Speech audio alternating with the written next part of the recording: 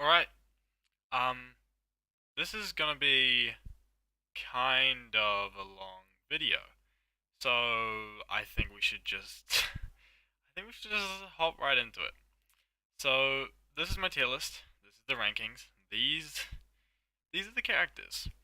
SS, my top favorite characters. This is really good characters. This is just above average. This is average. This is below average. This is characters I really dislike, and this are the worst characters in the whole series. Most of the characters are going to sit around the middle. There's not going to be too many characters up here. I'm going to try avoid putting too many characters up here so that it kind of all looks like a bell curve and looks relatively even. Okay, let's just get into it. I'm not going to dwell too long on every character. If you want to ask more about them, feel free to let me know down in the comments below. If you disagree with any of my ratings, let me know yours. I don't recommend doing a full list because that would take you ages and that's a terrible idea. And I don't know why I'm doing this.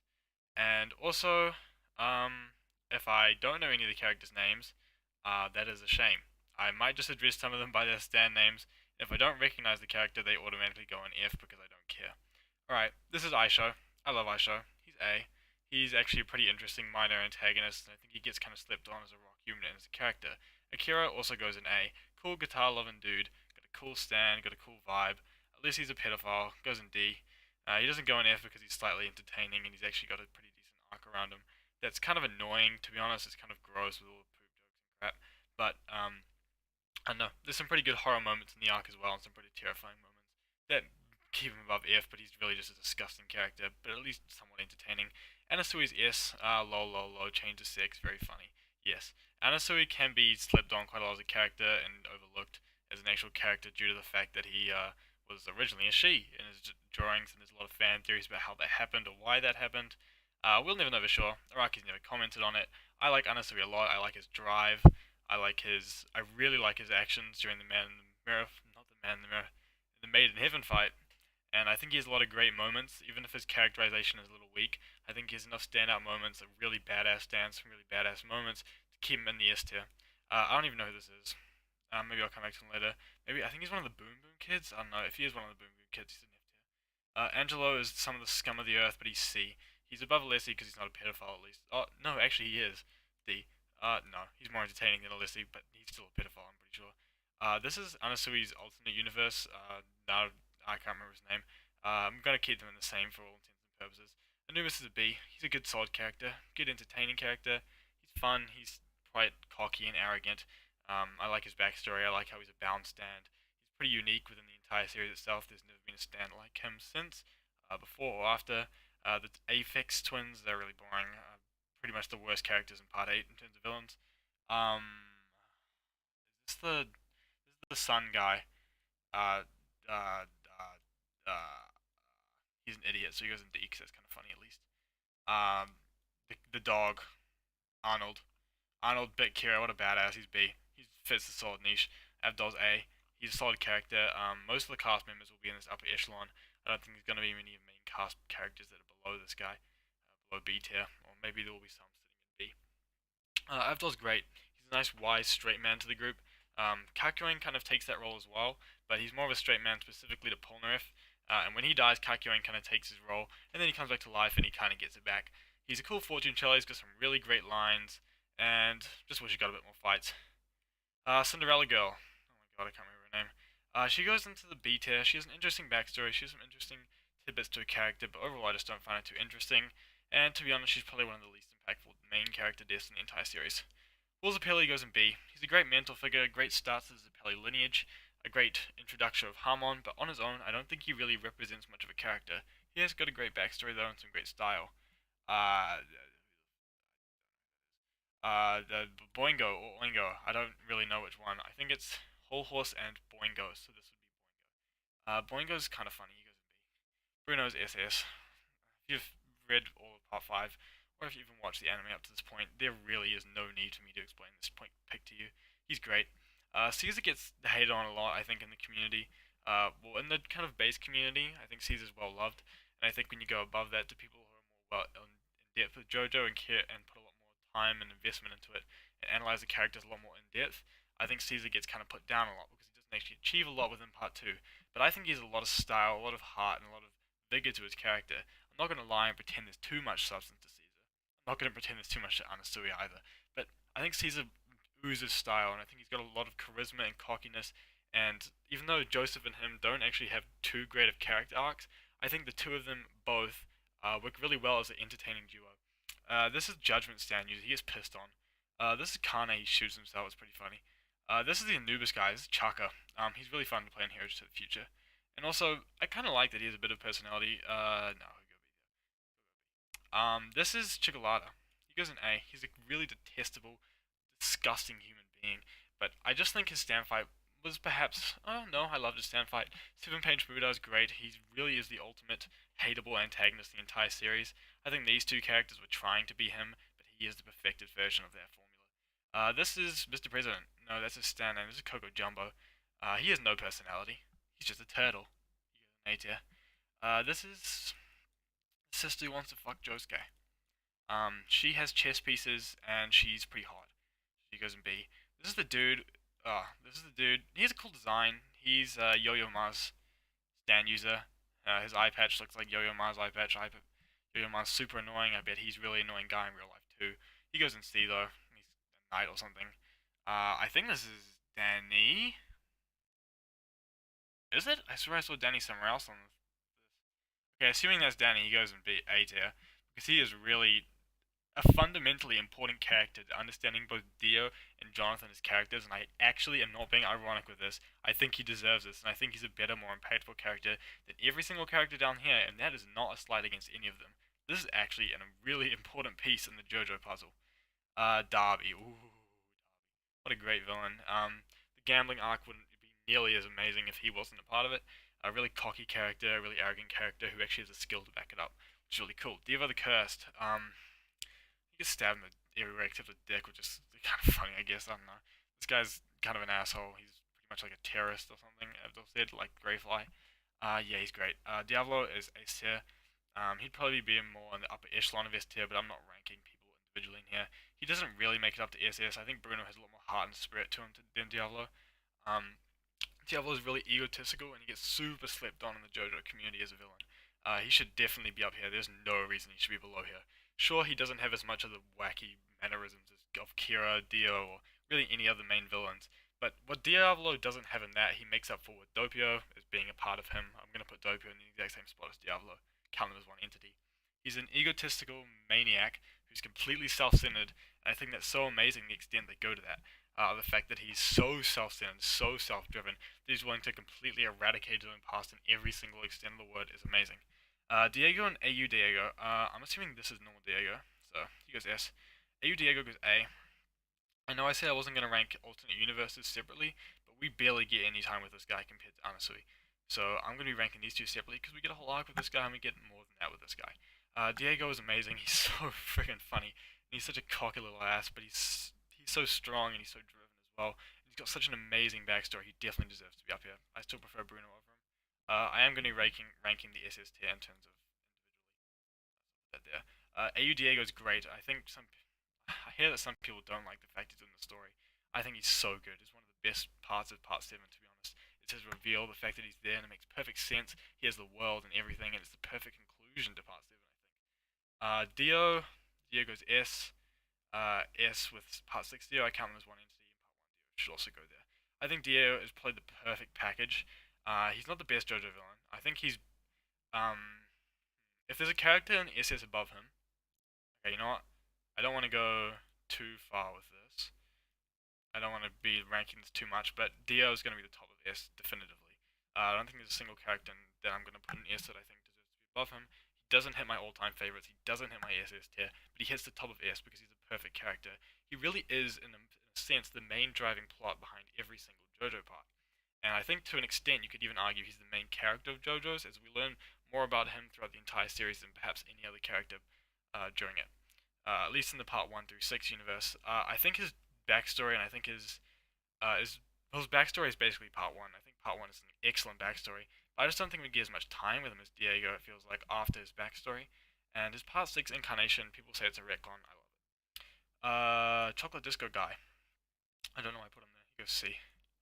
He's got a really funny looking, not funny, but kind of strange, quirky design. This guy is from the new JoJo Part 8 thing. I've only got up to the Blue Hawaii arc, so I actually don't know who he is. He's going in F. You see him here, you know that it's because he doesn't. I don't know who he is. Not Mamazuka. This is the blue Hawaii guy. Dolomiti. He goes in C. He goes in B. He's really creepy and ugly looking. That works really well through his character. Actually, I don't know why I put Devo here. I didn't actually touch on Kane. I said he killed himself because it's funny, but I might as well bring it up. I think Kane's pretty great. He's probably the weakest Part 5 character, but even then he's great. Just because he's so intimidating because of how little he does and how quickly he goes out. It's great. Dolomiti is, yeah, he's creepy. He's got no nose holes. His power's terrifying. Versace, he's alright. He shows off Dio's cunning side, because each of Dio's children in Part 6 show off a different side of him, which is really great. Giorno doesn't as much. Giorno kind of embodies like half of him, whereas the other ones take kind of one specific trait, like Donatello takes his cunning, his backstabbing, his traitorous nature. And that's great. And he does it really well. He serves his part well. He got kind of taken out kind of anticlimactically. I don't know. This is the dude who got tied to the cactus. I don't. Oh no, he kind of hurts the pacing in part two. I was gonna put him D because he's harmless enough, but he does hit the pacing in part two. Doppio and Diablo go together, but I'll touch on Doppio. He's got a really funny gag, and he sticks to it quite tightly. I think that the gag of him picking up different people's phones and being kind of kooky in the head and not knowing he's got the boss runs out pretty quick, which would normally warrant him going down to maybe A. But the fact is that Doppio actually has a lot of heart and soul to his character, how he really wants to be dedicated to the boss, and his death scene is actually pretty sad. So that ends him A. He actually isn't just a one-trick gag, which I really like. Probably part 8 character, since this is black and white. I think these are the 10 men, the dozen men with the things on their back. I love this character. Or I guess 10.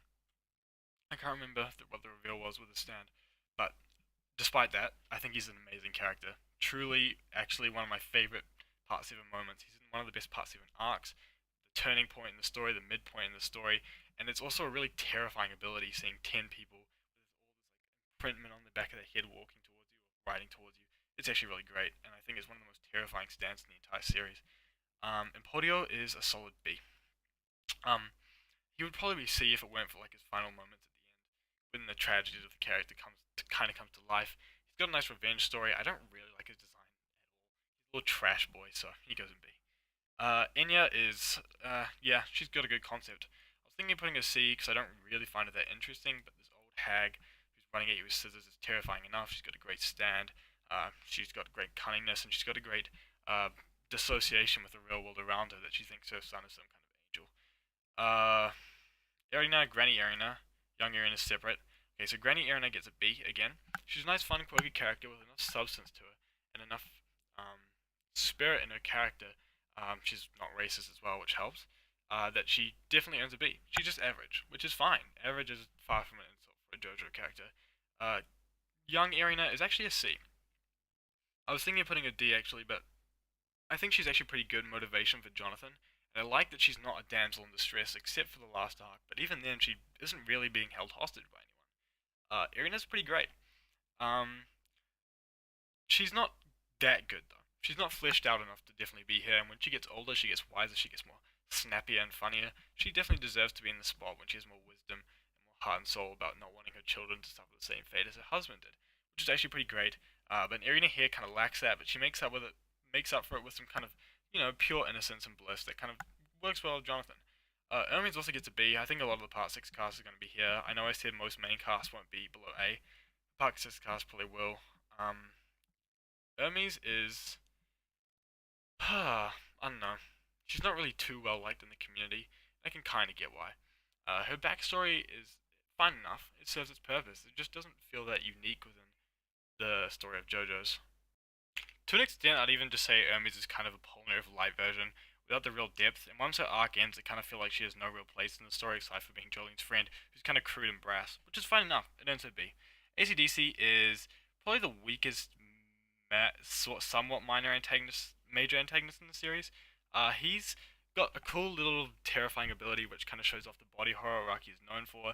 Boiling Blood is cool enough. He's got a kind of unique persona in the fact that, well, the thing that holds him up from being C is the fact that he cries during battle to relieve his stress, and the fact that he has a tactical mind capable of rivaling that with Joseph. However, a major flaw of ACDC is that he doesn't get anything to do and just dies. Pretty much, well, he dies with some fanfare, but it's not really that impressive, and I think its effects on the other Pillar Men could have been better illustrated within the manga. Dr. Ferdinand, I don't remember much of her personality. She's C.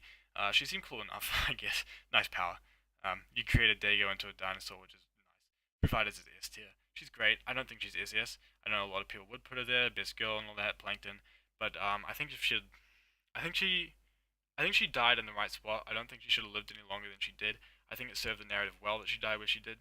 It really put another kick, another spur of life back into part six, where it's kind of faltering a little bit during that arc. And I'm glad that she was around. I think she's a perfect S tier character. I don't think she has the necessary depth, heart, and soul of the SS characters. And by the way, as we get through the list, you're gonna notice that when I start talking about these SS characters, I'm not gonna really be making much sense with how I put them there. It's kind of hard for me to explain. I just really love them. Rape orangutan, go an F. You literally tried to rape a little girl. I know orangutans don't have morals, but there's no reason I should put you above here. You're kind of creepy and you can solve a Rubik's Cube. Congrats, buddy. For Maggio, cheese, mouse boy. No, he goes in A. All the squadron characters are going to be an A at the minimum. Just a heads up. He's great. Maggio's great. He's a great introduction to the Squadra. I'm going to be talking about the anime adaptation since it gives the Squadra characters a bit more here. He is shown as kind of a cowardly but also kind of a cocky character at the same time.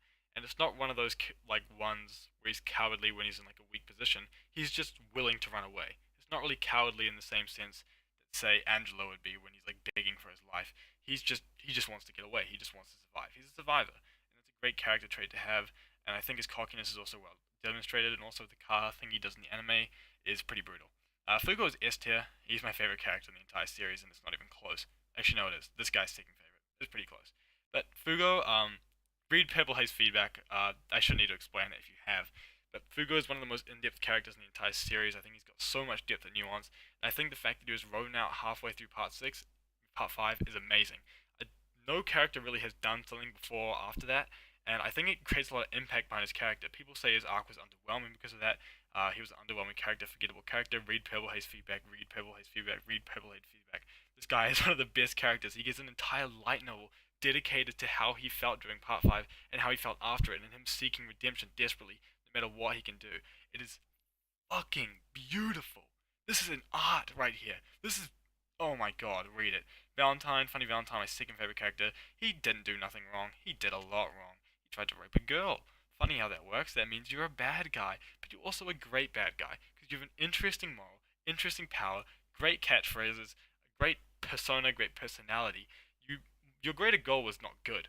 People say that Funny Valentine had a greater goal that was inherently good and that he was actually the true good guy, and no, that's not true. The only reason that Johnny can be considered a bad guy is that his goals are far more selfish and low key, and that you could argue that due to the fact that he doesn't really have a grand goal in kind, he doesn't grand goal in mind, he doesn't really have the right to strip Funny Valentine of his dreams and accomplishments.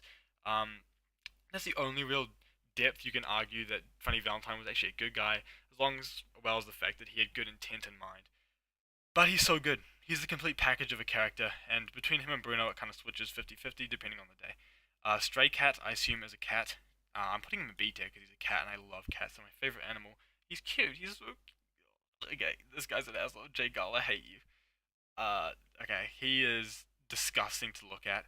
Two right hands. He raped Polnareff's sister. The only reason he gets C is because Hangman is pretty cool. Otherwise, he'd probably be F or something.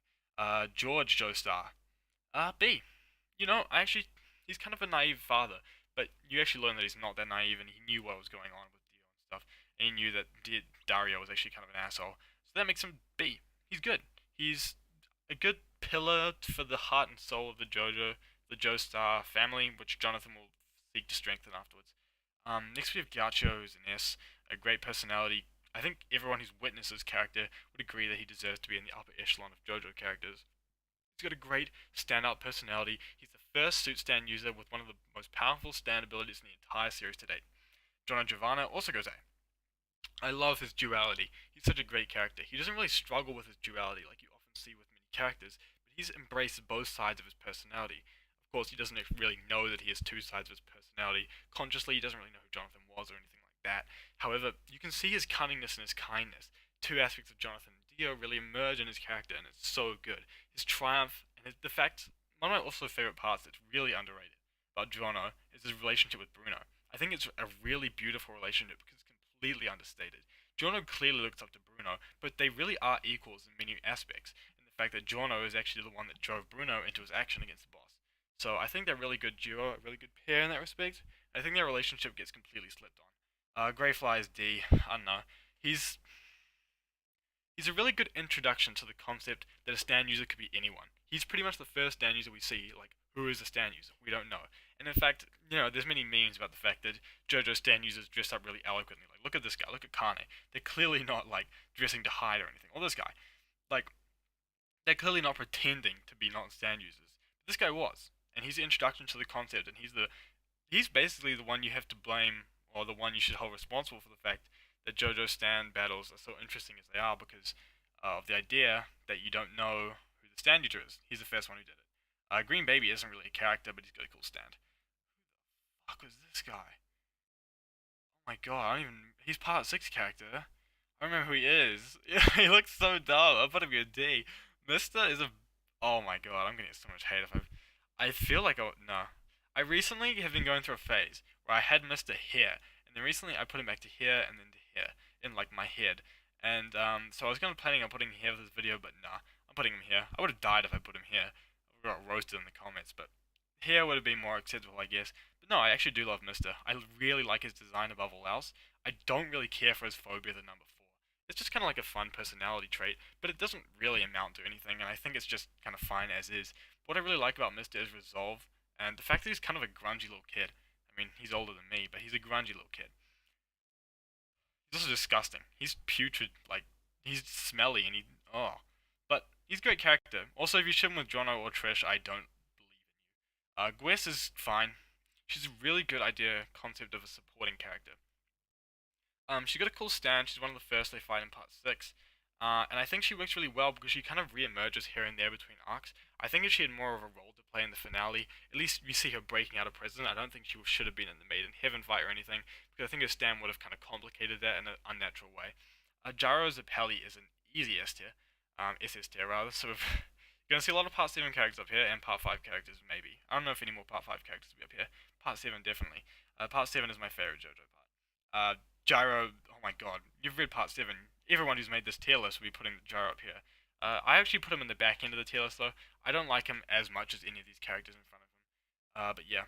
Hato, I think that's her name. Yeah, I think it's Hato. I really like Hato. It's not just because she's good looking. Okay, a little bit. Her stand is cool. I like her attitude. I like how she's kind of gross. Like she's just real though. She's real with it. So I'm kind of tossing up between here and here. Overall, I think I'd rate her and Grace the same. Part 8's not done. I haven't finished reading up to where it is. I don't know if she gets any more. But she gets some good stuff where she is, and her stand walking hard is really cool. I think it's walking hard, talking hard. You know, the high heels. I don't think it's really functional that well, but it's really badass how she just punctures Damo like that. Whole Horse is an easy S. Easy S. Araki has said that Whole Horse is the inspiration for Gyro, and that's probably just because they're cowboys, but whatever. Whole Horse is amazing. He's the first real example of a reoccurring minor villain. I don't really count Wamu as a minor villain. He's great. He re-emerges where he needs to. If anything, I wish he could have had a bit more of a presence in part 3, aside from just the Oingo fight, and of course his initial introduction and the Enya fight.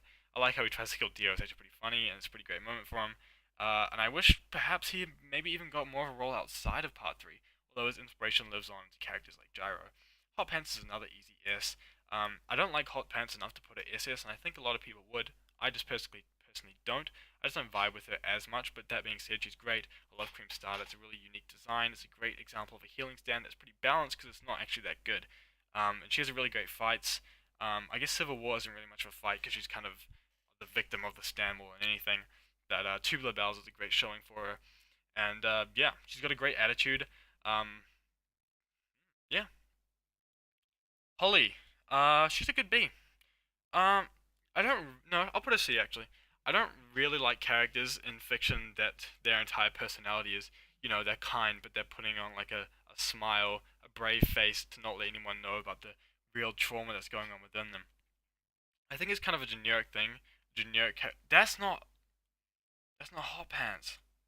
That's Josuke's mother, Kira's mother in part 8. Putting an F because no, I'll put a D. I mean, she's kind of an amnesiac. I don't remember enough about her. Okay, everything I just said before applies to this character, not that one. They look so similar. Okay. Where was I? Holly, yeah, I don't really like those types of characters, but Holly works fine, and she's actually a really important character to Jotaro. JoJo's development as a character in part 3 to show off his more softer and caring side, which is incredibly important because I think it's one of the main reasons that JoJo in part 3 is actually a really good character that also gets slept on. Iggy is a solid B. He's a nice personality, a really sad death scene, and some actually really good character development. I think he deserves to be there, but he's really hurt by the fact he's not in half the part, and for a good half of the half that he's there for, he's just kind of a fart gag character with a really ugly face. Aluso's A tier. I really like Man in the Mirror. In fact, on this channel, subscribe.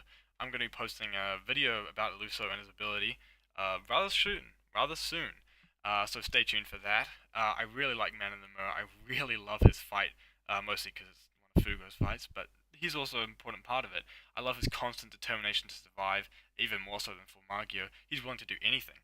And I love the fact that he actually goes through kind of a mini arc within the chapter as well. He sees Abakio cut off his hand and he realizes that if he can have the same resolve, he can also escape. You really get the impression that this guy is kind of a cocky character who's never actually had to face true adversity, because this stand is ridiculously broken, and the fact that he's cut off his own hand is a really big deal to him, despite the fact to many other members of the assassination team that would be pretty much nothing, that'd be trivial to them, like Prosciutto or Risotto, for example, or even Ghiaccio.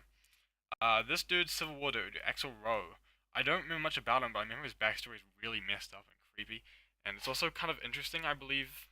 This is kind of going off fumes of what I remember from his character, because I haven't read part 7, the end of part 7, in quite a little while. But I really, really like how he kind of denies his own guilt, if I'm remembering correctly, and that manifests in him trying to, like, express the guilt in other people. The Hook Kid goes to D. I don't remember much about him, but he's really ugly looking, really creepy, but his stand is kind of terrifying, which is great. Damo's an S tier. He's not my favorite Part 8 character, but he's close. He's really sleazy and kind of gross looking, but he kind of acts like he's such a suave persona, like he's so grand, but he's also so willing to stoop down low, which is kind of a characteristic that I don't like about a lot of the minor villains. When you put it in a major villain with this much power and this much cockiness and this much impact on the series of Part 8, it just works so well. Even when he's groveling, he's still an entertaining character, which I can't say for all these other ones. Bruford is a solid A, actually. He's kind of just a righteous knight, which is kind of whack, and it's kind of not that interesting, but it actually is for me. Like, I know I just said it's not, but it is. I like Bruford. I like his fight. He's the person that the Sunlight Yellow Overdrive, which is also the Order, the Turquoise Blue, and the Middle Silver Overdrive all got introduced and were only used in those fights. But they're really good fights. It's a really good fight and a really good example of using creativity in JoJo's. I think part 1 gets slipped on a lot of being people just punching each other relentlessly until you get to like part 3 when strategy actually gets involved, or part 2 rather. But this fight with Jonathan is pretty much proof that there is strategy in part 1, and there actually is quite a lot of it. Well, actually, no, there isn't. It's mostly just in this fight. But he's also just a nice, wholesome character. Jotaro Part 4 is an S tier. He's a perfect supporting character. People say Jotaro works better as a supporting character. They're right. I love Part 3 Jotaro. I'll probably put him in S as well. But he works so well as a mentor figure to Josuke. It's unbelievable. And Koichi. And also the fact that he's got a ridiculously broken stand feels great, because it feels like the story kind of revolves around him in a way. The villains are trying to avoid him at all costs, and whenever he's there, it feels like the protagonist can feel safe, even though they may not be. They may be over-reliant on Jotaro. And I feel like instead of hiding away from the fact that Star Platinum the world is broken, Araki fully embraced it and kind of revolved his story around it, which is actually really good and worked super well for Part 4. God, I can't. Hayato. Hayato. Alright. Hayato goes in C. I know a lot of people like him. I don't. I think it's really creepy how he filmed his mother and his father in bed having sex. Like, that's so weird. Like, I get that you're paranoid, but it feels like just on a flick of a dime, Hayato goes from this kid that's really creepy and kind of detestable, almost, like kind of a strange loner kid, to being a character we're supposed to root for, and I don't know if the transition quite hit for me, but it did seem to for a lot of other people, so I'm not going to blame that on Araki, I'm just going to blame that on my own inability to empathize with him. I think that's also a part of due to the fact that I actually kind of empathize with Kira a lot. I didn't really want him to win, but I just really like seeing him on screen, so I kind of wanted him to be winning for as long as possible. So Hayato kind of getting a lot of lucky breaks and discovering his abilities and discovering who he really is kind of made me sour on this character a little bit more. So yeah, Shigechi C. I didn't feel sad when he died. He's fat, gremlin, Dodoria looking ass. Okay. Yuya is a great supporting character. His ability to sniff, his ability to smell butt sweat. Interesting, I guess. Highway Star is a great arc. I love the reveal that he's just some pretty boy, like, sitting in a I don't even know how to explain it. He is what he is. He's Yuya, and he gets another great fight against Enigma Boy here. Enigma Boy has a name. I don't know what it is. It's just Enigma Boy to me. He's got a cool design. He's kind of I know some people are not gonna like that I'm bringing this up, but it's kind of rare to see dark skinned characters in JoJo's, so it's good there's a bit more representation in it, which I actually appreciate. And his ability is really well demonstrated in the anime. I don't know how it was presented in the manga. I haven't read part 4 manga. I really like the visuals and design behind it. I like how he uses fear as a tell. It's interesting. He's kind of creepy though. He didn't deserve to be turned into a book. He wasn't that. Who are you? Is this Lightning McQueen? Oh no, that's not his name. It was like Thunder McQueen or something. I don't know. I think he's the highway. No, the highway to hell guy. I think. I might have to correct this later. He's alright, I guess. He wants to kill himself. That's kind of unlucky, dude. I feel bad for you. Blackmore's really cool. Great parts. No, he goes here. He's great. People say he's autistic. I haven't read part 7 in a while, so I'm not sure about that. Don't take me at face value for that. He's a really cool character, really cool stand, really interesting personality. It's a shame he had to die, but, you know, he was a loyal henchman to the not to the boss, to Funny Valentine, and he was just made for a really great, entertaining character. He kind of worked really well as a side character because every time he was on screen, I was delighted to see him. This guy, Tubular Bells. Sorry, once again, I can't remember a lot of a lot of characters' names. I refer to them as their stands. Tubular Bells is great. He's a great character. He indirectly kind of shows off more of the caring side of Funny Valentine, which is actually really good because this is a time when slavery. No, slavery wouldn't have been legal then, but I believe people of dark skin race would have still been discriminated against. And I believe he said that Funny Valentine was one of the first people to ever show him true respect as an individual, and that's why he serves under him, because they have a joint respect for one another. That's actually really great. It's great for both characters. It works well, and also it's good because it characterizes the story of Steel War One as set in the time period that it is. Dire, Thundercross, Split Attack, what a Chad. I'm not even gonna pretend. I'm not even gonna play around here.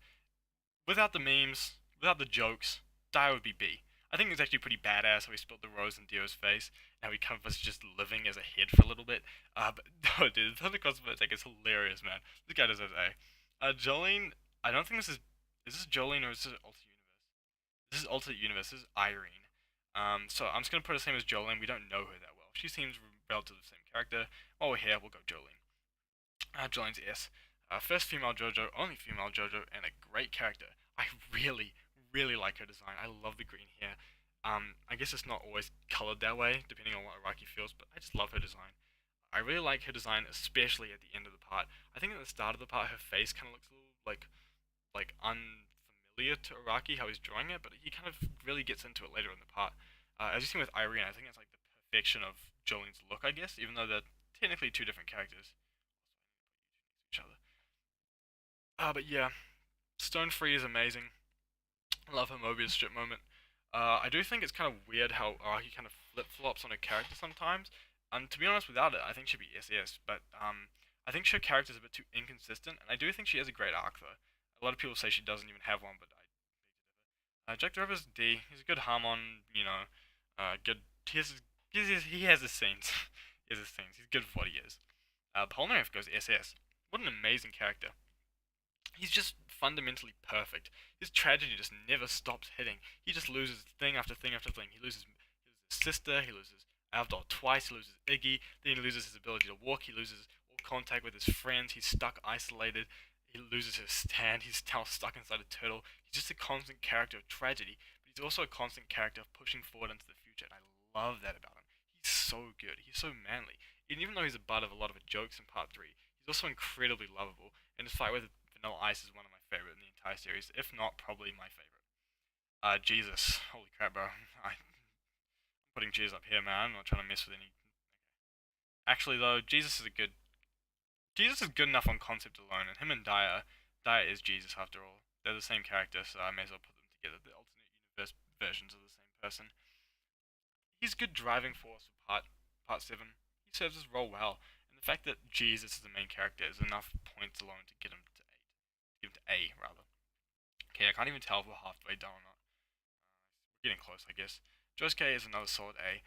Searching for his identity, but even though he's searching for his identity through a lot of Part 8, he actually has a really well-defined identity of his own. It's kind of a clown who's kind of unaware of the world around him, but somehow, even though his character trope is incredibly common, it still manages to hit every single point with Josuke. I think he works incredibly well. He's got 4 testicles. How manly. Joshu, that's not Joshu, that's Jobin. He's got a really weird design. His kind of hair always remind me of like the wrecking balls. I don't know if it's more the wrecking balls or the steel balls, but something like that. He's got a really interesting design, a really interesting power. I love his presence through part 8. He feels really intimidating. Nobody wants to really be near him. No one wants to get too close. Especially like Tsurugi and Yasuo, obviously, because if they get caught, their cover's blown, everything's over. And but I think he has a lot of threat and intimidation to him. When he first comes and when you first meet him with Josuke, and of course the beetle fight is incredible. It's one of the best moments of part 8, just when he's around. Johnny, oh boy, I love Johnny. Put him above these two. Actually, I'll put Polnareff. Yeah, Johnny is an incredible character. He's easily the best Joestar to me. I think that he really has some of the most interesting characteristics of any character. He's got kind of a selfish goal to an extent. It's not necessarily a wrong goal. He wants to walk again. There's nothing wrong with that. But it's the people he's willing to put behind him, the people's other dreams he's willing to sacrifice in order to see his own realized is what makes him kind of a more interesting and nuanced character.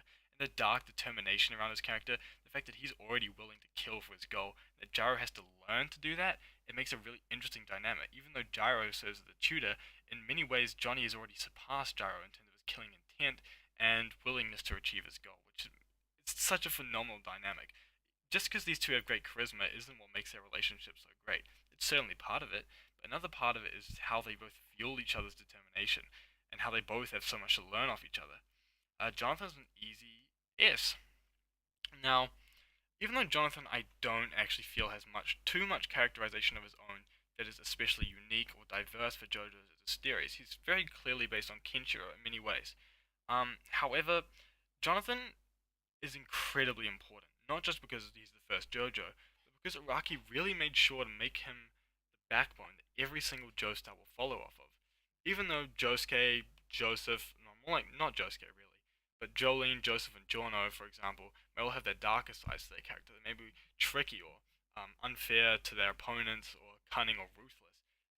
The thing that holds them all together with the strength of the sense of, seeking the greater good and looking out for other people that are lower than yourselves who are powerless is all comes from Jonathan. I think the fact that he forms this pillar that all the other Joestars will kind of surround themselves around, this moral pillar, is what makes him such an excellent and superb character. Not necessarily on his own, but for what he does for the entire series. I'm going to try to speed through these guys a bit more quickly. Staying too long on these characters. I don't know who you are. Oh, no, no, you're the blind guy. You're also blind. You have Manhattan Transfer. I like Manhattan Transfer. He's cool. I actually do like this character a lot. Not too much to say though. Josefumi is also cool. Doesn't get as much time as Josuke, like to be a character. But I actually like him. From what we see, I like his personality better than Josuke. Josuke will be an S and he'll be an A. But I like what we get with him. Old Joseph is A. He's a really great supporting character. He really, really does a lot for Josuke as a character. He's a really wholesome dude. Other Joseph is also A. You get a lot less time with this Joseph than this Joseph, but I think they kind of equal out. Because I don't think this Joseph gets much character development at all. He's kind of stagnant throughout the story, and I don't think he earns a lot of his victories at all. But the sheer fact that he rides so much of the story on style alone is what actually makes him quite a great character. Joshua is S. A lot of people want to put him in SS. I personally wouldn't. He's great though. I think he's just a bit perhaps too one note for me to put him SS. Maybe. I don't know. There's just something in my mind holding me back from putting him on this tier, but he's really close. He's about Dio level of close. His ugly ass haircut does a lot for him. Nuts and bolts I don't really like too much of his stand, but I like how sleazy this guy is. I like how he's so unaware of how much of a dick he is, and how horrible he can be. He like basically tries to rape Yasuo, but I mean it's not really because he doesn't. He thinks because yeah, it's not really fair to say he raped her. Because she was not in the right state of mind or whatever with the paper moon. But we're just gonna avoid that. he's just he's always out to get against Josuke, despite the fact Josuke has never really done anything to him. But this kind of determination to just be the biggest dick around is really amazing. It's really entertaining. Josuke goes here. Um, Josuke is just a really wholesome, nice character. He's really fun. He's just a teenager. I think the best way to describe Josuke is teenager, but he also has a Joestar spirit, which makes him a good kid at the end of the day. Jotaro are all going to go in the same spot, but not for the same reasons. This Jotaro is really great in part 3. He has a nice softer side, and his constant. The fact that he doesn't really change throughout part 3 actually works to his favor, because the supporting cast around him does change, and the fact that we are starting to hold on to throughout the entire series really makes him grounded. And by part 6, Johto has become a reoccurring character, and he's amazing by this point alone. The fact that we see him so often, but also his relationship with Jolene is amazing. His hinted at PTSD from the world and all of that kind of thing with Poochie is actually really well done. And I love the panel of him in part 6 when he realizes he can't save his daughter. He's gonna die to Poochie's knives just like Dio is throwing knives at all his friends and himself. It's actually an amazing panel, and I hold that in high regard for Jodo's character. The grief and the amount of emotion that hits when you see that panel. This is Dio? Not Dio. I think that's her name. She has Love Deluxe. She's on roller skates. She has nice style, so I'll put it A. Kakyoin Dedo is S. He doesn't deserve to be S. He doesn't get that much characterization. He's not really changed or developed much throughout the story. But I put him S anyways. Because I think his relationships really define his character. He has so many great moments with every single character, with the exception of perhaps Iggy and Avdol, because he's not really around with them for too long. But every other character, he gets some really great moments. He gets some really great scenes, some really great interactions, especially with Jodo and Polnareff. And I think he's really well developed through his relationships. And even though his kind of backstory is kind of thrust upon you a bit too late in the story, and it's not really built up to, I think it does do a lot for his character. In hindsight, it does make the fact that he's like a loner who just really wants to have friends all his life who can understand him truly is actually a really heartwarming kind of emotionally touching moment for his character. That even though it's not really done well in the story, I think it does a lot for him. And to be honest, I think with all reasonability, he should be an A. But I just really like Kakyoin. I really like Hierophant Green as well. Wait, no, wait. Oh, that's that. This is the roller skating girl. This is Nosuke's ex-wife, Kato. I haven't read enough of Part 8, where I've got up to know much about her, so I'm just gonna slap her in B, because I remember her being kind of conniving and horrible, but also in a good way. Kaz is another S. There's gonna be a lot of S tier characters. I know I said I want to balance this out to be a bell curve. It's not going to be that way. There's too many good characters. I'm putting in S right now. Kaz is great. He's not Dio great. In fact, I put him in the lower end of S. But he's really good, and I think he gets slipped on way too hard as a villain. The fact that he's so cunning and willing to do his goal is actually really great. And also, Kaz did nothing wrong. He only killed Nazis. He literally didn't do a single thing wrong. Even his trickery over Lisa is also stuff that Joseph has stooped down to that level before. So they're about even in that regard. So if you consider Kaz a villain, you also consider Joseph a villain. This is just facts. Kaz actually, unironically, unlike Funny Valentine, this guy actually did nothing wrong. He goes an S. He's got a cool ability as well. Bone Blade is super sick. Keicho Nijimura, really good character, really good for Okuyasu's development. Really amazing stand design. I really like his hair, and I like his stupid arrow nick like earrings. It looks so stupid, but it's so good. He's got kind of a interesting design that he's really actually physically imposing. Even in the Part 4 anime, when they kind of toned down the buffness, a lot of the early Part 4 characters, he still remains pretty buff and toned. I don't know, I think he's cool. I like his backstory, I like the fact that his childhood was robbed to him, and due to the fact his childhood was robbed from him, his stand manifests as like childlike toys and soldiers. Super cool. Rock Paper Scissors Kid kills the pacing of Part 4 in quite a meaningful way. So I don't really like him that much. He's also just kind of annoying in that hole in the side of his head. I don't really get like, it's just so weird. Uh, you are Kenny G. Kenny G goes in D. He's nothing of a character. He's nothing. He's a gag. But what he does is he sets up Vanilla Ice in the anti-climax of Vanilla Ice really well, so he actually earns a D because he actually does something well. He does something right. You go an F. I hate your fight. I like your stand design. I like your stand ability, but you go an F. Chuck. No, you're not Chaka. Chaka is somewhere around here. Um, Wait, did I put Chaka in A and I put Anubis in B? No, I put them both in the same. Good, that's where they should go. You're the barber. You're an heritage to the future, and I hate your stupid grab. It's not even good. My friend does it to me all the time, so I don't know. I don't care about you. I'm putting in F. Kira's super cool. He's going in S. This version of Kira is really, really suave and cool. I like how we see like hints of his character as early as like the first couple of chapters in the fun fight, and then when we actually get him basically as our protagonist of the story for a bit, I love that part of the story. It's so great. Koichi goes an A. I actually don't like Koichi that much. I don't like his. Uh, I like his development. I like who he is at the end of the story. I just really don't like Koichi at the start of the story. And me and my friend just have this really irrational hatred for Koichi. So I think he deserves to be an S. He's got some great developments and great moments. He's got some great interactions and great ability. I'm just putting him in A anyways because I don't know. Kyo, Kyo needs to get more stuff to do in the story. But she's actually a pretty nice character. She's got a pretty interesting backstory, but she just really needs something more to do. I don't know who this is. I think this is. I was about to say since he's wearing like a pilot outfit that this person looks like maybe George Joestar the second, but I doubt that's him.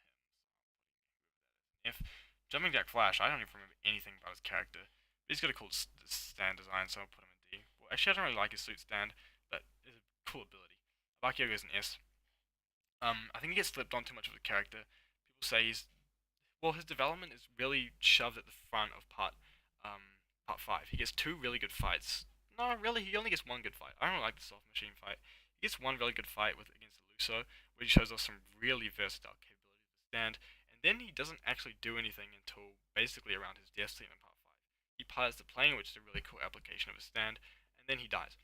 And he helps the gang find the next clue, which leads them to the guy in the computer, which I won't spoil since I know people haven't finished the anime. So Abakio goes into a firm S. I know I just didn't explain why I like him. I love his development at the front of the story. I was just trying to say that I think people sleep on him too much because all his development is front loaded at the start of the story. But he's so good. His stand ability works so well with his personality. I love how he's not trusting of Jono. People say Jono's a Mary Sue. Abakio's existence is proof that he is not, because there are people within the story that do not fully accept him. And the fact that he never truly accepts Jono by the end of the story, by the time of his death, is actually a really emotionally important moment for me, I think, for his character and for part 5. Lisa's a solid B. Just average. She doesn't get too much. I like that she, avenged her husband. She's a daughter of Straits, which is a character I'm pretty fond of. But she doesn't really do that much. And she gets a cool moment against Wide Beck where she just one shots him. That's all she gets though. And it's kind of disappointing. Like I I like what the moment with Cars and her does for Cars, but of course it does nothing for Lisa. You're Loggins or you're the other Loggins, dude. There's Loggins and Bertolt. Bertolt. No, Bertolt's the guy from Hunter x Hunter, bro. I don't even know. I don't even think you're Loggins. But if you are, you just go on D. You're just an instructor dude who gets outclassed in one chapter, one episode. Lucy Steele's super badass. Yes. Standless. She might be the only standless character that's not a pillman or a vampire in this whole area. And she's super badass. She's such a cool character. Her development throughout the part as she is forced to mature into this like badass person is amazing. She's a really great character. Magenta goes into a solid firm A. Great sleazy character. He looks smelly and rancid just looking at this dude. That's what makes him great. To be honest, he's a great little fun personality, and I think he serves his role extremely well, above the average, which is why he lands an A. Managed Baby. Holy crap! I hate looking at this thing, but he serves as a good, unique entity within the JoJo series. He's a baby. It's kind of interesting, I guess. Yeah, Mariah goes into A. Yeah, Mariah's cool. I like how she has her own theme in the Part 3 anime, which is actually a really funky theme. You should listen to it. Just give it like one or two listens. It only plays like one or twice during the episodes. She also gives one of the funniest moments in Part 3. She got a pretty, not really interesting stand. It's good for what it is. And I like her design, I guess. She's nice. Mark! Mark! His death was so heavily foreshadowed, obviously, so he probably doesn't see actually. But, you know, I think it's a pretty good moment for Caesar. And I think the kind of brutality of his death is actually pretty, admirable on Araki's part. This guy's D. He's not bad. He's just D, you know? I think he's below average, but I don't think he's bad by any means. He's got a nice little quirk. It's funny seeing him roam around the house with Cheap Trick on his back, but it's a lot more funnier and a lot more entertaining to see that when Rohan's doing it. No, this is the guy with Highway to Hell. Where's the other guy that I put? Yeah. Who are you? Who are you, bro? Are you God Westwood? I think that's your name. Man, I do not know. You go in F. This guy wants to kill himself. I think I put you in C. So Melone goes an A. He's my least favorite member of the Squadra aside from Soba and Gelato. So he goes an A. I believe I put the other two here somewhere. Did I put them up here? Maggio and Lucio. Whatever. They go here. He goes here. Okay, he's, a bit of a creep. He's kind of obsessed with sex, but you don't really get the indication that he just wants to fuck people. He just likes. It seems like he's just a nerd who's really into the idea of reproduction, which is kind of funny, I guess, if you look at it like from an outside view. The stand is terrifying, which just works for his favor. I like him better with pink hair for the record. I like how his stand kind of grows and doesn't agree with him over time, and I think the fact that he died in such a way that he did was kind of sad for him. But it made sense. It was fitting. Your logins, you go in the same tier. You lived, but it didn't really matter much that you lived. Midler's fun. No, Midler goes B. She's inherited to the future, which works to her favor. Also works to Maria's favor. You got a cool stand design. I'm glad the fact that you're obviously pretty fan servicey in design. But I'm glad that you don't actually pair in the main series this design because I think it works better that you're, a stand user we never meet. To be honest, even if a Tila Smash, I don't know what Polnareff was saying that she. Okay, you know what? We're not going to talk about that. She's cool. Her stand's really creepy. I actually really love High Priestess. Mikitaka goes A. Alien, is he not? That's great that you never get the answer. It's perfect. I really like that it's indicated that he doesn't get a stand. He doesn't actually have a stand. Earth, Wind, and Fire is a cool song. He's got a cool, relatively cool ability. And his arc in the show is actually pretty fun. You are unknown. Don't know who you are. Part 8 character, I assume. This is the Jailhouse Lock girl. I don't remember anything of her personality, but I really like the design of Jailhouse Lock, but I don't like the fight. I think this is Rat. Rat goes C. He's just a rat. Narancha is Orange Boy. Narancha goes A. Yeah, actually. He goes above Mister. Orange Boy, I like his development a lot. I just wish that in all his fights weren't just one-on-one fights. It feels like every moment we get with Narancha when he's in a fight is just him versus the opponent, and he doesn't really get that much time to interact or see his stand use with other characters. I think the fact that all his fights are pretty much solo doesn't actually work to his favor. But I love the fact that he's like a flip of a switch. He goes from angry, this angry little kid to like this little playful, innocent brat. It's nice. It's a nice little flip switch. It's a nice character. He's got actually quite a lot of depth to him, and the way he views Trish as well as the whole gang. It's pretty great, and his innocence is pretty well played up in the Bakio Jesse. Indul is one of my favorite minor villains in the whole part. Probably my favorite like respectable villain, I guess. I'm not sure if there's any other characters on here that I would consider like respectable villains in the same vein that he is. Indul, he died with grace. He's not a good person at all. He's like an assassin. He's killed many people.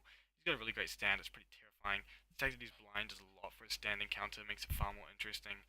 And yeah, the Indul Gib fight is one of my favorite fights in the whole series. So, your High Priestess is no, your Empress is stand user. Oh, bro, you go there. I don't even like your fight. Okas's dad works well as an emotional, like punching moment, punching bag. He's a sad character. He actually really is. He might have been a horrible parent. Probably didn't deserve this, but it seems like he's happy now, and he takes good care of Stray Cat, which is pretty cute. Norisuke is my favorite Part 8 character. I don't really know how to explain it. I just like the dude. He's got a nice heart to him. He's initially played up as if he's a villain with a lot of secrets, but then he just kind of like decides, I'm just gonna let Josuke in on all my secrets because I can. Like, I'm not trying to be an asshole. I'm just trying to be a nice guy. I don't really know why I was acting that way before.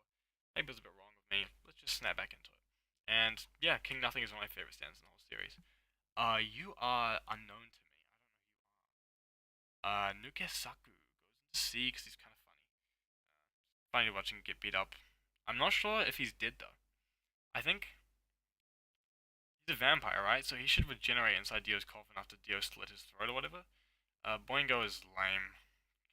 He's funny when he's like, doing his hijinks with Jotaro and stuff. But I give more credit to the Jotaro stuff to Polnareff when he's pretending to be Jotaro, to Polnareff than I do to him, really. I don't really like the Oingo Boingo fight, how it's placed within the story, but I think they're fun enough characters. This is fun stand user. He's actually pretty cool. I really like the fun fight. Like, this guy's a bit of a creep, a bit of a weirdo. And I believe he's been reintroduced into Part 8 manga recently, which is actually extraordinarily cool to me. I really should catch up on Part 8. I feel really bad for not having done so. Guess who's A? Actually, no, he's yes. I love the idea of a stand user being limited by how dumb the stand. I mean, a stand being limited by how dumb the stand user is. But even then, Okuyasu is pretty fun. He's Oi, Josuke! He's got the hand. He's really, I don't know, he's an iconic character. I think a lot of people think that he should have been utilized better. But I actually really love how Okuyasu was done because he feels more of a character than as like a fighter. He doesn't get that many fights, but he feels like a really good supporting character to the whole cast. Old Joseph, I'll plonk him right in the same tier as the other two Josephs. Because I think that old Joseph doesn't actually hit too many emotional moments until his death. When he says like it's been a fun journey, it kind of made me reflect back on his character. He has some funny moments with Abdul and the rest of the crew. It's all good, but I just don't think he gets too much of his stride until the end of the part. And I just don't think he gets enough to do. Oyokomo I can't say this character's name, so I'm just gonna keep calling this character's name. I can't say their name without singing it. They're an assassin, terrorist person. It's pretty interesting. It's pretty cool. They're a really cool looking design, a really cool looking stand. Deserves a solid A. Pedicolo is probably the worst Part 5 character, just because we don't get much of him. And there's nothing wrong with that. He's a solid ranking. Just below average is pretty good for a JoJo character that's barely around, doesn't even have a stand, and just ultimately shoots himself for the boss. But it also shows the intensity of the loyalty to the people to the boss. I believe he has a son in the Purple Haze Feedback manga, which is a light novel, which is pretty cool as well. It shows no like plot lines left untied. Pishy, that's Pit Shop. I guess I'll do Pit Shop. I've got my hand on him. Is a really great, intimidating villain. Super cool design of his stand. Super cool idea of two animals fighting each other within a stand battle. His vicious loyalty, the fact he doesn't actually speak any English or anything like that, like Iggy does, or try to communicate like Iggy does. It's super creepy in the way it like drills to the ground. Holy crap. Okay, Pesci is S. One of the best examples of development in a stand user during a fight. That's great. We don't normally see that too often in minor villains until part 5, really, and also in part 4, I guess. But part 4 development of villains is just good guy, bad guy to good guy after getting beat up. Pesci has a really great development. He's really creepy, but I also love the fact that instead of just being like a wimp to being a cold-hearted-blooded killer with no flaws, being like the perfect assassin, that's not what happens. He goes from a wimp to a more confident character, but at the end of the day, he still does dumb stuff. He still says, "I'll kill you" before actually killing Bruno, which is exactly what Prosciutto told him not to do. And in fact, if he hadn't done that, that would have been a sign that he had perfectly developed, which wouldn't have actually hit the same note for me. I think the fact that he was imperfect even after his development is what made him actually a really impressive character to me. Next we have Heiya's stand user, which is, oh my god, I can't even know his name. He's great though. I'm just gonna call him Heiya because I know it's not him, but it's just whatever. He's a really good character. He's a great supporting character, and I love the fact that he wins the race overall because we do get a lot of the story through his perspective.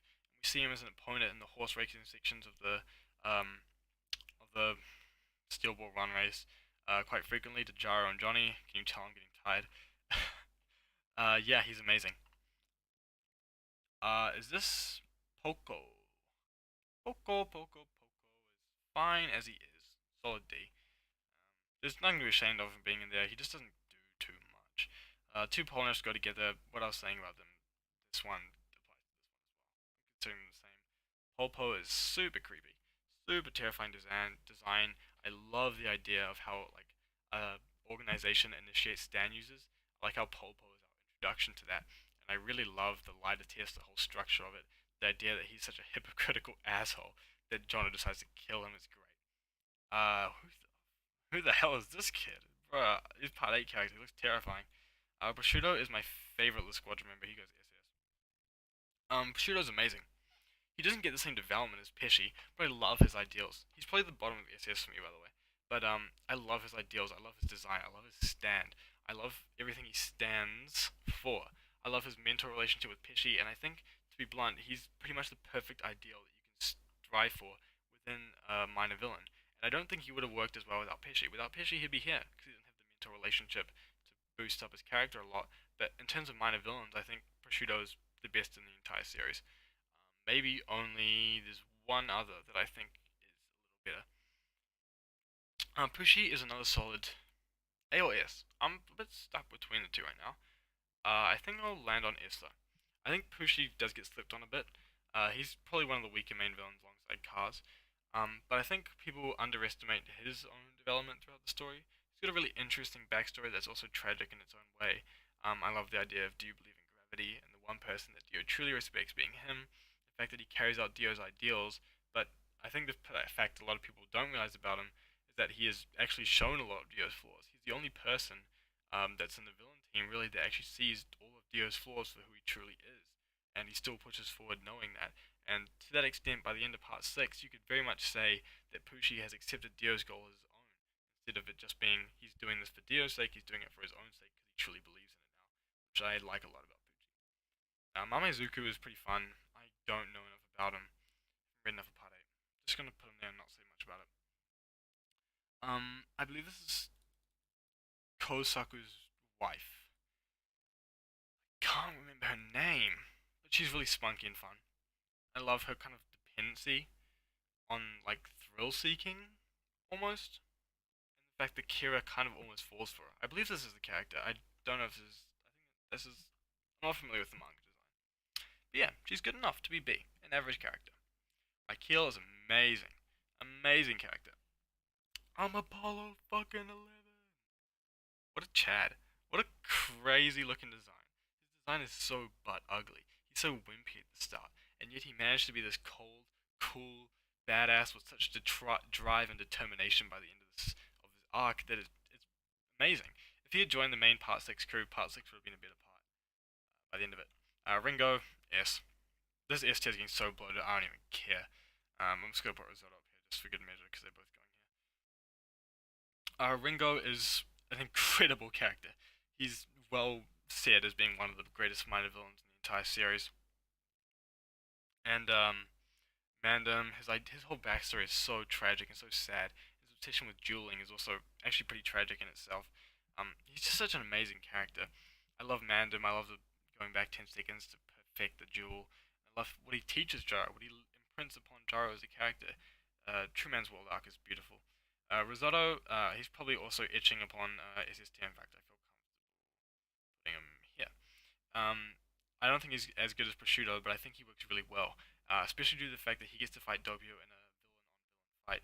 His backstory was omitted from the anime. I don't think it's a huge loss. His backstory isn't that essential to his character. What it does do is link him as kind of an outcast with a tragedy to the rest of Bruno's gang, which is great. He's got a really sick design. He's friggin' tall as. He's probably the tallest character on this whole goddamn list, except maybe like Bruford and Tarkus. I don't know if Tarkus is here. If he is, then he's shorter than Tarkus.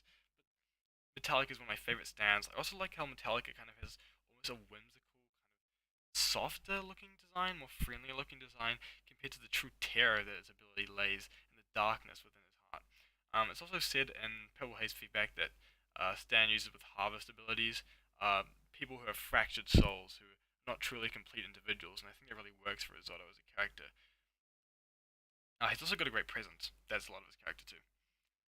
You are Rohan is S T. Rohan, you're S S S S S S S S. Mostly because of the Thus Spoke Rohan Kishibe light novels. They punch him above from S to SS. He's amazing. I think if you've watched part four, if you'll agree that he at least belongs here. But if you've read the light novels, you'll probably also agree that he belongs up here. He's one of the most well-developed characters who Araki clearly sees to an extent as a self-insert. He puts a lot of time into him, and everything Rohan says is interesting. He deserves it. This is Suzuki's butler dude. I hate his plotline, but he doesn't. He's not a bad character. I shouldn't take it out on him. Rubber Soul is a great punch face. He's a great hateable character. He's voiced by Ray Chase in the English dub, and I love Ray Chase, so that's cool. Stroheim is a Nazi, so he goes in A tier. Not because he's a Nazi. The fact that he's a Nazi and that he's such an asshole at the start knocks him down from here to here. The thing is with Stroheim is that technically as a character he develops. He becomes a lot more righteous and noble as the series goes along, as part two goes along, but it's not really portrayed as development. It's just kind of portrayed as him getting a cyborg body and having different goals. So yeah, he's really good though, and the way he like jumps out of the plane and catches Joseph, I don't know, moments like that make him so great. He always just appears at the right moment to like make it extremely hype and exciting to see him, despite the fact that he's a Nazi. He's a friendly Nazi to the British dudes, I guess. I hate this character, and it's so annoying. She was not in part 3. It'd be so much more concise as a narrative. Um, Josuke's dad works well for what he is. A great sacrifice character, an Uncle Ben, if you would. He's what really enabins the spirit within Josuke to defend Mario. Sale, I'm mostly putting here because of his stand. I like his stand a lot. Craftwork is one of my favorite stands in the whole series. Such a cool power. His haircut is horrible. His outfit is horrible. He looks disgusting. Why does your hair look like that? I really like this, like the sight of him standing upon like rocks, just hovering in midair. He's a great character. Excuse me, who are you? Maybe this is Santana. I think this is Santana. A firm C. Firm, solid, reliable, impressive A. B. B even. He's a great introduction to the Pillowman. I kind of wish he wasn't. I wish he had served as a minor villain, and then maybe he had turned to the Joseph's side. Because you kind of see at the end of the fight, he's kind of looking out for Joseph almost. And I think that actually Araki had a lot of room with his character, the weakest, the underdog of the Pillowman, who's kind of been thrown away as like a lapdog by them. To come back and maybe not even get revenge, but show his worth to the Pillowmen by turning against them. Potential plotline, and I think that could have been great, but what we do get is amazing. Who? Who? I don't know who you are. Part 8 character, I think. Architect Dude from Part 5 is pretty cool. Rolling Stones is a great stand. I think people shouldn't hate on the end of Part 5 Rolling Stones arc. It's amazing. Um, Thicko. There's an A. He's a really detestable character, and his one only kind of positive character trait is his loyalty to Chickaletta, but then you learn he's not even loyal to him. He kind of just hates him and is kind of using him. I like that he has his own goals in mind. He's kind of conniving in his own right, and he's really cocky and arrogant. I really love Oasis's power, and I adore how Araki draws the process of concrete becoming mud. It's so cool. Sicko, easy A. No, this is Kosaku's wife. I think I put you in B before, or maybe A. Oh god, I have to look through the whole list to find where I put. I'll put a B for now. I don't remember where I put it before. I think I'll put a B for now. Clearly I didn't put it. No, there she is. I don't know who you are. You look like a part 3 character. Okay, afraid I don't know who that is. You're just a baby. I don't really like your fight, but I like what you do for Joseph. Smoky Brown. I love that he becomes president. I don't know, not president, but governor. I don't know what you guys call it in America. Um, he's cool. He's a good supporting character. I think the fact that he kind of shows up in the Cars fight kind of ruins it. It's nice to see him, but it's kind of exposition dump that he does about Lisa Lisa brings him down. I blame it on him because he's the one who says it, or instigates it. Speedwagon's the one who says it, but I'm not bringing anything against Speedwagon. I really like the fact that he looks so badass when he's older. He looks so cool. Soundman. Does Sandman count differently? If it's Soundman and Sandman considered the same, I'll put him in A. It's a cool thing. Soundman is totally alternate universe Sandman, so I don't know why they're the same, but whatever. It works fine. Speedwagon is not going to SS. Sorry, guys. But I think you deserve to know that I'm not putting Speedwagon here because of memes at all. I think it would be kind of meme worthy and I'd be lying if I put him SS. He's S. He's a great character. He's got such a great spirit. Maybe it's just because of the voice acting, but I think his like true earnestness and honesty towards his love for the Joestar family and willingness to see their righteous spirit preserved and succeed is actually amazing. And he's just an amazing character to see grow. Not even really grow, but just change and evolve with the ages as the part 1 and 2 go on. He's a great through line from part 1 and 2 as well as Irina. Part 1 Speedwagon falls in the same boat. Very earnest and amazing character. Oh my god. What's your name? Clash. Your Clash. How can I remember you? I swear I remember every part 5 character's name. Okay, it's late. It's kind of late at night. Just to give me some leeway here. You're not Sale. You're Shark. You're Shark in Italian. It'll come to me eventually. Whatever. he forms a great dynamic with Tiziano Squalo. That's his name, Squalo. Squalo and Tits form a great pair. So where's Tits? He'll be here somewhere. You two go together. You're more rash and hot-headed. You're more calm, collected, and you work as a great pair. But I don't think you work as great as the other pairs in part 5. You're the weakest pair of part 5, but that's saying something because part 5 has some great stand pairs. Both two really cool stands. I really like Clash actually. Clash is one of my favorite stands. It's not actually that strong, I think. I think if you fought it on the open ocean, you always lose. But apart from that, I don't think it's actually too capable. At least how Squalo used it. But it's still one of my favorite design stands. Next we have Steely Dan. He goes an A tier just because it was beat down. Like Chickaletta, I'll have to see it animated, but I think Chickaleta's animated, that is. Steely Dan's got a great beat down. He's a really detestable character. I like that he has red eyes in the anime. It's kind of cool. Steven Seal gets A. He's on the same level as Lucy to me, except for the fact he doesn't get as much time as Lucy, and as much fights, as much integration into the plot as Lucy.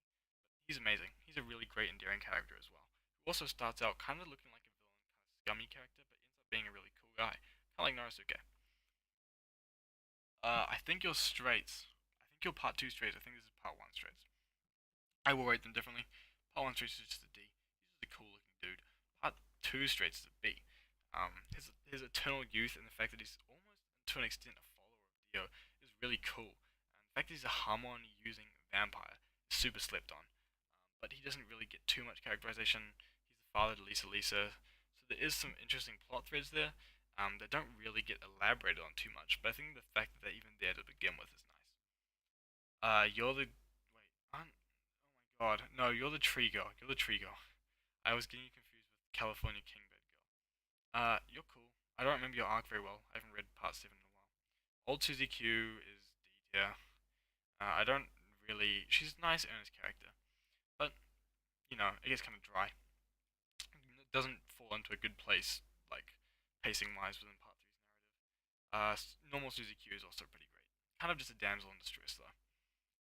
You are the lock. Tarkus is C as well. He's pretty. No, he's pretty D. He's a pretty one note villain. He kills Will, which is kind of sad. But the fact that he kills Will, just some random zombie knight, kind of makes his death feel a bit underwhelming. Talon's Derby. Me and my friend have a joke that his TD stands for Tiny Dex, so we're putting him in B. Captain Tennille, Imposter Captain Tennille. I like that he's kind of not too bad of a guy. I mean, he murdered the real Captain Tennille, but he doesn't want litter in his ocean. That's nice, I guess. He's also an idiot. He fell for the stupid JoJo trick. That's so dumb. Alright, Mountain Tim. He's a good A. He's a good earnest guy. Kind of like Speedwagon, but you know, nah. I don't think he has the flame or the kind of unique persona to earn him the S rank. I think all these characters are incredibly unique and special in their own right, and I don't think Mountain Tim quite has that. He's close though. He's very close. By the way, I might want to rearrange this a bit. Yeah, I think I'll do that. That's what my list should look like up there. Tomako is, I think that's her name. She's really good.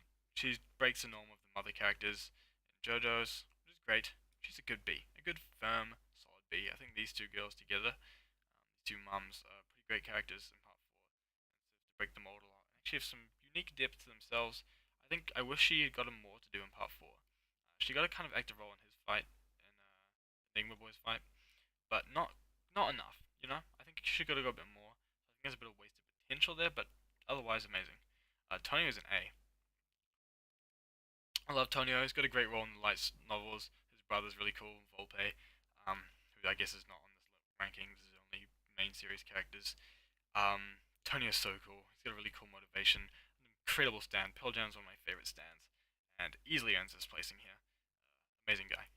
That's a really wholesome dude. You're a new guy from Part 8. I've seen stuff about you. I think you're hitting on Yasuho right now, but I don't have enough to formulate an opinion. You're disgusting. He's so gross. I like Surface though, so I like your wooden doll of Josuke more than you. Pylon guy.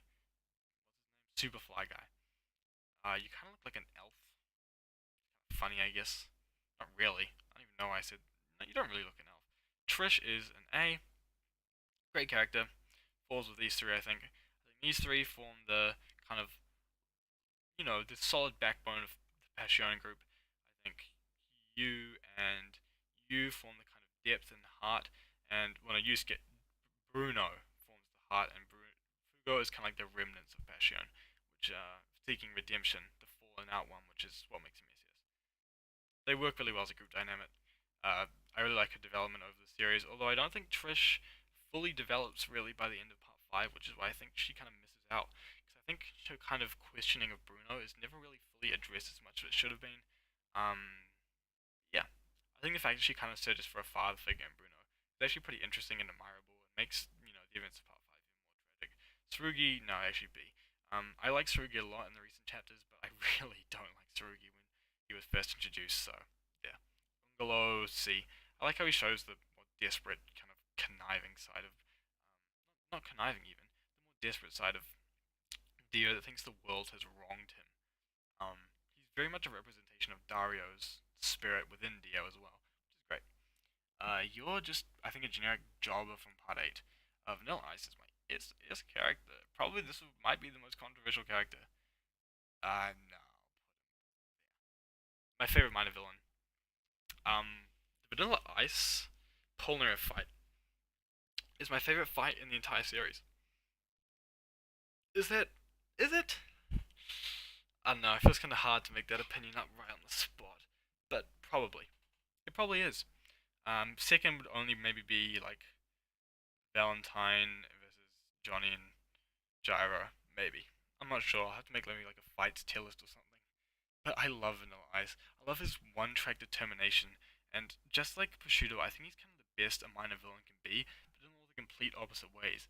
I think his incredible determination and like terrifying nature earns him this spot, and I think his stand Vanilla Ice earns him this. It's my second favorite stand in the series, behind Pebble Haze, then it's that, and then it's D4C. But he's not my favorite in terms of characters. I think all these characters are better than him. And if we're speaking honestly in terms of like actual character, I think he belongs around here. But I'm putting him here. I really like Vanilla Ice. Wamu is a good A. I think a lot of people would have put him in S, but I think his kind of warrior spirit thing was done already by Bruford. He did it better, sure. But I think it's kind of a bit too one note for me, to be honest. But I do like Wamu a lot. He deserves A. A is far from an insult. This is a great rank to get.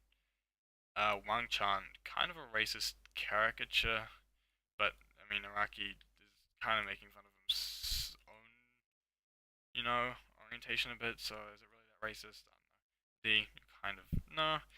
His personality kind of flip flops. His personality is like I'm loyal to Dio, but then he also messes up Dio's plans by charging at Jonathan. Witherport's cool. He goes S, mostly because of his backstory. I think they put a bit more too much into Witherport's backstory as opposed to his actual personality. And I don't really like his change to heavy weather. It feels kind of unwarranted. How he just murders those two random chicks.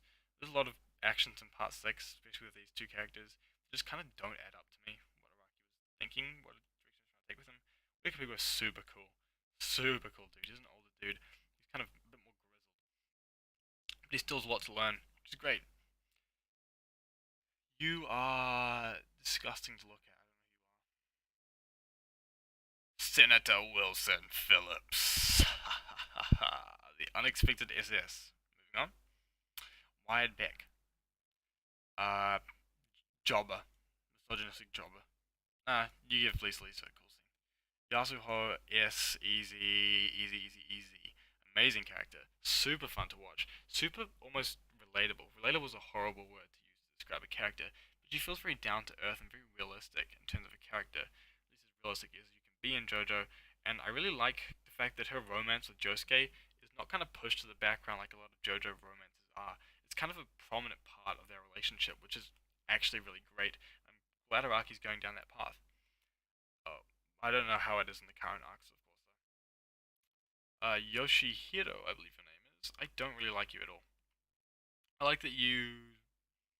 I like your concept of being a way too loyal father to his son, but nah, sorry. You're just going down there. Kira's amazing.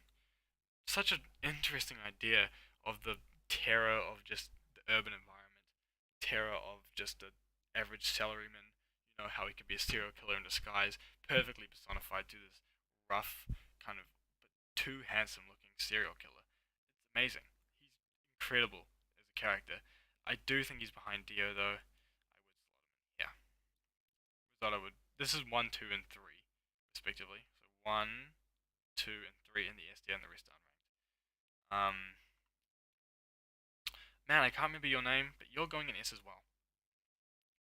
It's kind of understated, I think, in the community how great this character is, and it's certainly not helping that I can't remember his name. But as I said, I haven't. I've only got up to the Blue Hawaii arc, and I stopped reading because that's where the current arc was up to, and I just stopped there.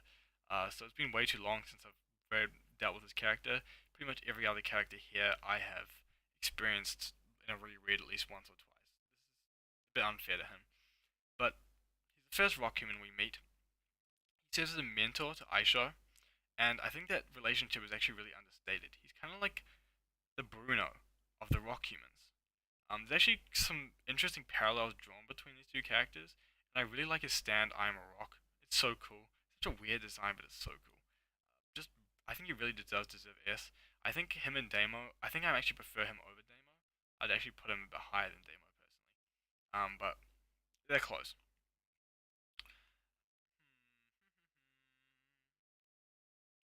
Man, I don't really know what to say here. I think yes. Man, Yukako is an S. You know, I don't think about it too much, but I do like Yukako. She's kind of people bring it up a lot. She's the originator of the yandere trope, which I don't like. It's a really weird trope to me. But I do like how her obsessive nature comes out in her hair, which is so restrictive and binding.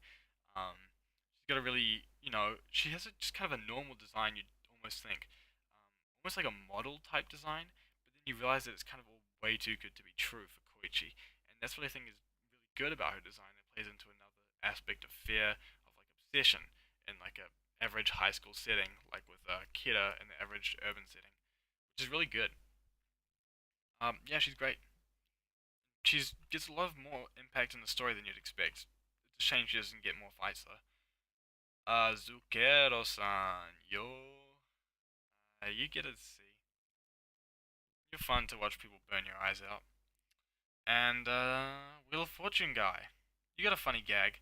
You get C as well. Um, Part 3 is officially over. I win. You got a funny design, I guess. And, your design is good for, what you are. The idea of Wheel of Fortune with this super muscle car. Big ass arms, but you're actually just a scrawny kid underneath. Putting up appearances is cool. It's fun. It's fresh. Now getting on to the last character we're going to rank on this list. I'm tired, I'm basically dumb, but of course we need to address Cinder Wilson Phillips. I'm sorry, my man, but you don't belong up here. It looks nice and even with you up here, but no. And Cinder Wilson Phillips unironically goes to A though. No, I'm sorry, he goes to B. I can't put him that high. I do like a lot of these characters. Actually, I'm gonna put the top person in each tier. She's my favorite B tier character. My favorite A tier character is. Before I get back to Wilson Phillips. A tier character is it might be Seka. I'm just gonna go with my gut and say Mickey Taka actually. My favorite C tier character is probably the Kane. No, I like this guy's design. Chocolate Disco's design quite a lot. Favorite D tier character is the this guy. I don't know. It's kind of hard to pick the best from the worst. Yeah. And favorite F tier. I like this guy's design a lot. I don't actually know who he is though, so I guess he goes here.